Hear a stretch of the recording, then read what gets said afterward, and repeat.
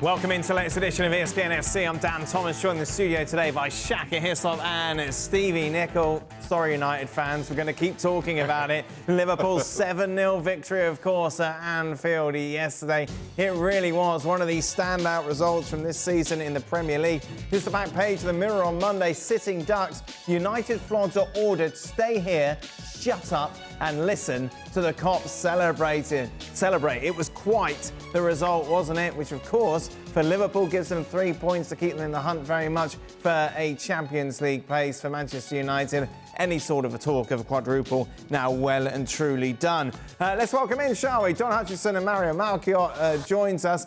Don, let's reflect on that headline. If you were a Man United player, how would you react to being having to sit there and listen to Liverpool celebrate? You can't. I've been there myself, Dan. I'm pretty sure the guys have as well. It used to be back in our day that the manager would put the game on the team coach on the way home. When you've been spanked 7, you'd have to watch the whole game again. And you've got to sit there in silence. And I think Ten Hag's probably done exactly the same thing when he made the players listen to the Liverpool fans chanting and singing and the goals going in. You can't do anything. You're embarrassed. You're sitting there in silence. You daren't speak because you know the manager's going to rip your head off if you do. So you've literally got to take everything that's coming your way. Do not make eye contact with the manager. Right. Get your head down, look at the floor, and unless he speaks to you, say nothing.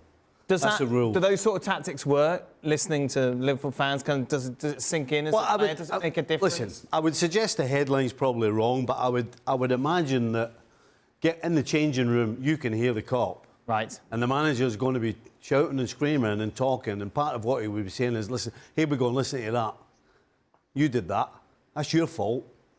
You're going to change it. That better not happen again. All of these things is, you know, the manager's going to be saying an awful lot of things in a short space of time, just through pure anger and embarrassment.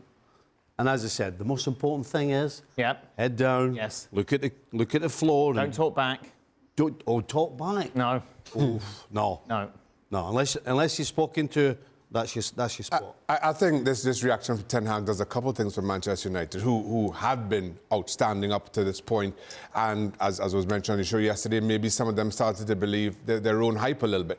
But then having to listen to Liverpool fans celebrate in that manner kind of puts the magnitude of this game and the rivalry into better context. For a Manchester United team that have not enjoyed a lot of time at the top end of the table before now, haven't kind of been able to even match Liverpool before this season for quite some time.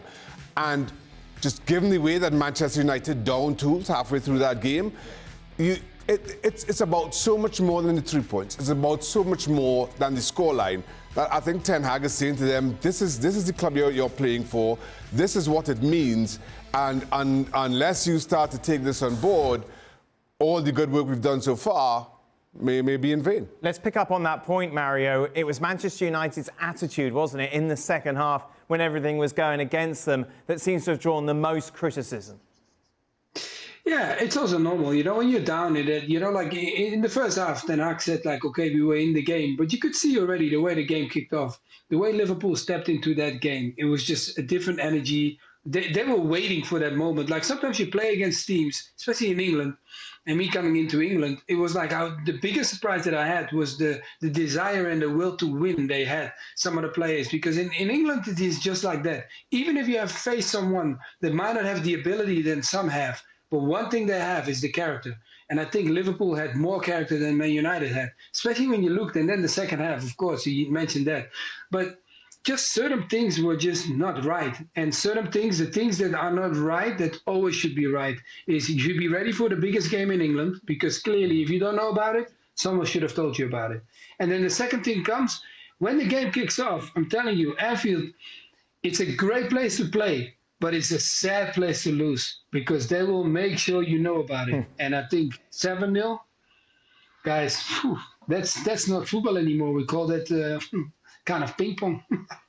Great line. It's a great place to play, sad place to lose. Bruno has been getting some stick, obviously here yesterday and from other quarters as well, about his attitude as the Titanic was sinking. What did you make of it?